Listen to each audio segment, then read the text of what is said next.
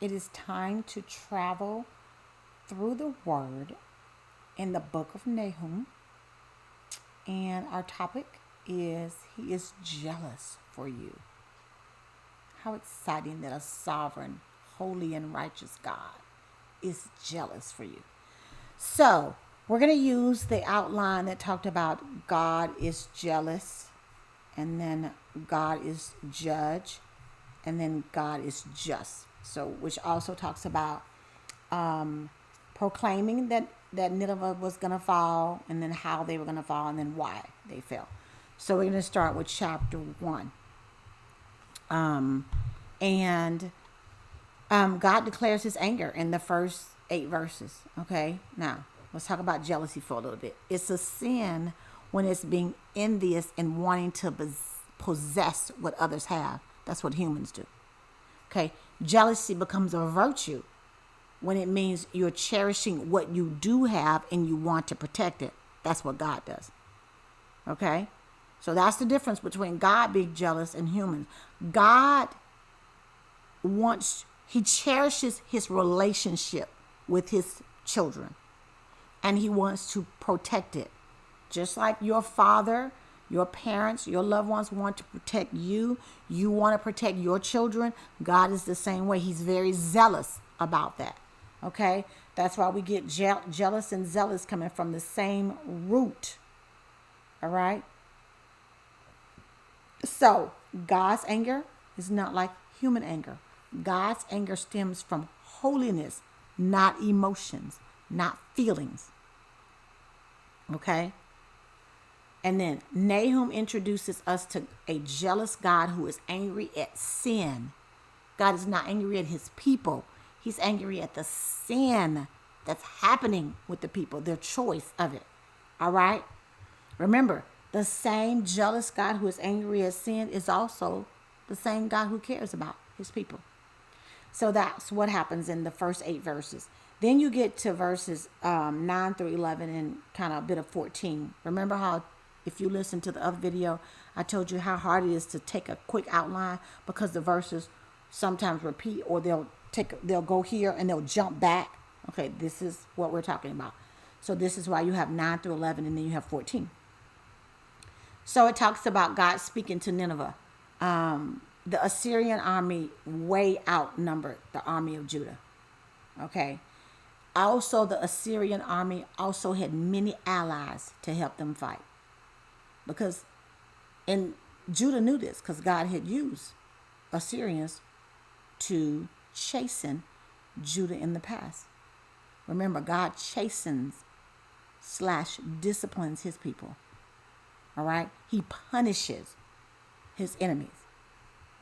So, God encourages Judah in 12 through 13 and then 15. All right. It didn't matter how much the Assyrians had going on for them. God was on Judah's side. That's it. We're done. The war is over. We win. Anytime God's on your side, that's it. It's a wrap. All right. God was going to break the yoke and remove the shackles that Assyria had put on Judah. And Assyria would never attack them again. All right. The courier, who was the news carrier, would bring good news to Judah. That's where we get that verse. Behold, how beautiful are the feet of him that bring good news, good tidings. All right. So let's talk about application for a bit. God will never allow your enemies to reign over you forever. Why? Because he is a God who's jealous for you. Remember?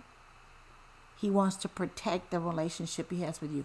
Now, when you continue to neglect or omit or go against all those things, okay, then, there are consequences to that. But it doesn't still mean that God isn't protecting you. Okay? So, while we might end up under the enemy due to some choices we made, some wrong turns we made, some wrong pathways, the fact that we live in a sin-infested world, or, at the hands of others before us, the God who is jealous for you won't allow it to continue beyond what you can handle while depending on his strength. Now, in your own strength, absolutely you can't handle it. You will crumble under the weight and the burden of the sin that we are in. But when we depend on the strength of God, I assure you, you will never be in a situation as a child of God that you can't handle while depending on his strength. It is impossible. All right? Now, we have an entire book that is a redemptive love story that reminds us that though we may stumble and fall, all right, our God will always declare his anger toward the enemy. He will speak to our situation. He will speak to our enemies. And then he'll encourage us, all within the realm of what we know is time. All right. Now, reminder, spoiler alert, Blue's Clues, whatever you want to call it. We are bound to time. God is not. Okay? So it's funny when we, as humans, with our little finite minds, have the audacity to say that he's an on-time God. No, he's outside of time God. And I've said it. Sing the song. Probably will say it again. Like, oh my gosh, you're right on time. It's exactly what I needed. And then that's because my finite mind thinks in time. Remember, God, infinite, outside of time, not bound by it. A day is but 1,000 years. You can't even figure all that out. So, God isn't bound by time as we are. All right? So remember that when, we have our prayer requests and we want God to do things. We're like, God, if you were only. And he's like, I bless your sweetheart that you're down there in time asking me to come in your realm of time to do something. God works by his will. Okay, that's, if you want to say time is something, time is God's will. So, thy will be done in the time that you want it to, God, which you're not bound by. So then we get to chapter 2, okay, where it talks about God being the judge and how Nineveh will fall. The invaders appear and advance. Okay, so here it is. The Medes and the Babylonians united to attack Nineveh because God was going to use them, all right, to judge this evil city. Okay, this chapter is a very vivid description based on what God gave to Nahum in a vision.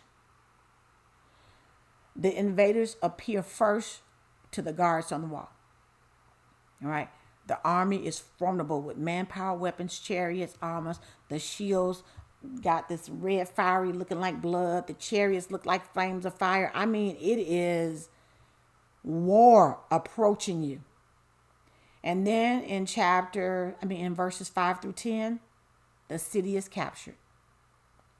Now, the king of Assyria had previously plotted against the Lord and his people. While the king was gathering up his men to protect the wall, guess what? The Medes had already figured out how to penetrate what they presumed was an impregnable fortress. All right?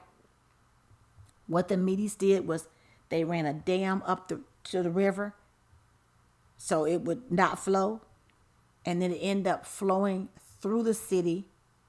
And once the water got released, it destroyed part of the wall because, water is forceful. And it also destroyed some of the buildings. And then guess what? There went the army because God had decided to use them. God was using an enemy as an instrument to execute his will. Remember, I just said God works by his will, not by what we deem as time. All right. And then the conquerors in verses 11 through 13 had the audacity to taunt their captives. So they had lined the soldiers up. They were going to march them off to become slaves. The soldiers then completely looted the city while the people watched. All right.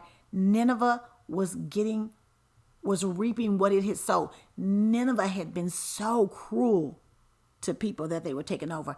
And now guess what? Here they are, watching, being treated with that same cruelty. Her sins, Nineveh's sins, had found her out.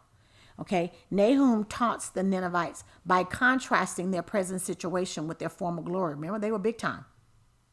Now, here's interesting facts. The image of the lion was often used by the Ninevites in their art and their architecture because, they were like kings of the jungle. They stalked their prey and completely devoured their captives. So Nahum asks, where's the lion's den now? What's up with the lions? All right. Over a century earlier, the Lord had sent Jonah to warn Nineveh. They repented, and so God withdrew his hand of judgment. But now their time was up, and the end had come. Assyria's enemies would hear the voice of the couriers announcing peace because Assyria had been defeated. All right. So let's talk about some application. God is the ultimate judge of all things and all people. But the joy is he's jealous for you, his child. If you're his child, he's jealous for you. The long suffering of God should never be mistaken for his lack of judgment. Don't mistake it as weakness or a lack of judgment. Because it doesn't matter how the enemy seems to be winning, seems to be on top, seems to be ahead, seems to be in control. There is only one ultimate judge, and he will judge, and it will be in accordance with his holiness. The great thing about God being the judge is that he's omniscient, all-knowing. He's sovereign, in control, and he judges in love. All things in his will are conducted through his character, who he is, rather than what is known or perceived about him. So this is how people can say, how can a loving God, destroy, blah, blah, or allow things to be destroyed? See, that's a perception that we have about God through our finite little minds of what we consider love to be. All right? We can never presume to even define the character of God, because you're trying to define something outside of what your mind can comprehend. But just know that's what that belief and faith is about. When he judges, there is an assurance that it comes and results in love for his children. Never presume that God has forgotten you, that he doesn't see you, that he does not hear you. Never presume that. He is our ever-present God who will judge those who persecute his children, because God is jealous for us. And then we get to chapter 3. Talks about God being just and why Nineveh fell. All right. Well, number 1, her ruthless bloodshed. God is long-suffering, but there comes a time when his hand of judgment will fall, because that's part of defining holiness. Holiness and judgment, they're together. All right? Nahum gives 3 reasons why Nineveh deserved to be destroyed, and it begins with their ruthless bloodshed. Nineveh were clever diplomats who would lie to other nations and then break their promises and then destroy the nations after using them as allies. They slaughtered people without regard for age or sex. They would stack up corpses like lumber, and they would dare anybody to even oppose them. And here's the thing. God considers the shedding of innocent blood a serious offense against him. Another reason why Nineveh was going to fall, her idolatry. The chief deity of Nineveh was Ishtar, which was the goddess of sexual passion, fertility, and war. Nahum warns that they became like the god they worship. What you believe determines how you behave. I think I should repeat that. What you believe determines how you'll behave. So Assyria spread this evil influence not only among them, but among other nations as well. And then the other reason is Assyria was going to fall, I think I said Assyria, is because of her pride and self-confidence. All right? Godly confidence, great. Having a whole lot of confidence that you presume because you're responsible for something, not good. Nahum shows Nineveh their weakness through detailed imagery and then assures them of their ultimate defeat. He talks about ripe figs dropping off a tree. He talks about it through insects, the imagery of insects. He talks about it through the imagery of scattered flock with sleeping shepherds. What Assyria did to others would be done to her. Nineveh would drink the cup of God's wrath and become drunk. The book ends with a question, like the book of Jonah. For who has not felt your endless cruelty? God punishes cruel nations that follow inhumane policies and brutal practices. The sins of national leaders are known by God, and He eventually judges. So, application for this. Below are 20 facts about God that can answer many of our questions of why and explain why He's jealous for you. God manifests jealousy. He demonstrates anger. He takes vengeance on enemies. He's slow to anger. He has great power. He will not acquit the wicked. He has His way in the whirlwind. He has His way in the storm. He stands on the cloud. He rebukes the sea. He makes the sea dry, dries up rivers, causes earthquakes. He will renovate the earth. None can stand before His wrath. God is good. He is a stronghold in the day of trouble. He knows them that trust Him. He brings judgment when needed. Remember, God, the sovereign God of the universe, the creator of all, the God of love, is jealous for you, His children. So as you travel through the Word, with me and without me, remember, God is jealous for you, His children.